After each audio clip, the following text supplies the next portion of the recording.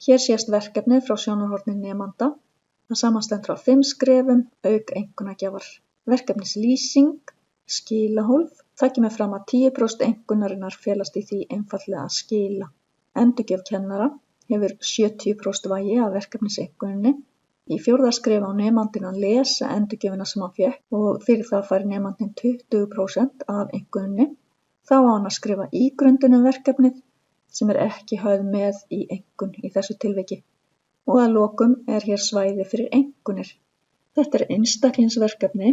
Ef hópverkefni væri að ræða þá fengi nemandi nöfn hópfélaga sinna fyrir neðan verkefnislýsinguna. Nemandinn skilar inn verkefninu.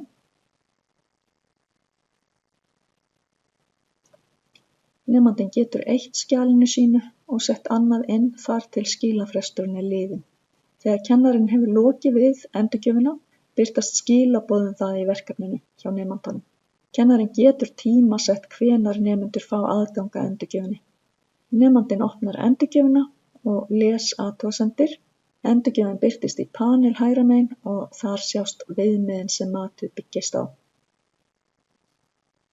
Þegar smellt á punktana í tímalínunni hér hægra megin, þá kemur fram endurgjöf tengd tilteknum hlutum verkefnisins. Það líka hægt að sjá þessa endurgjöf á græna merkinu sem birt við skjalið. Nemandinn getur svarað athugasemdum, smellt á líka við, sett viðhengi eða tekið upp tal. Nemandinn getur líka metið endurgjöf kennarans á skala 0 til 10 og skrifað athugasemdir ef kennarinn valdi þennan kost.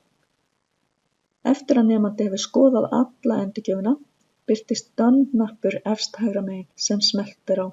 Í lokaskrefinu fær nemandinn tækifæri til að ígrunda verkefnið í heild, þar að segja ef kennari valdi að hafa það með í verkefninu. Eftir að kennari hefur birt einkunnir, birtast þar hér og nemandinn sér hvernig einkunnin samansett, styrkleika einstakra þátta í verkefninu og hvað má bæta. Kennarinn getur fylgst með þátttöku nemenda, hverjir hafa lesið verkefnislýsinguna, skilað verkefninu og lesið endurgjöfina. Í hverju skrefi fyrir sig hér fyrir neðan einnig statistik og upplýsingar. Kennarinn getur fylgst með hvernig einkunnir nemenda verða til og hefur möguleika á að gefa stig til hækkunar eða lækkunar.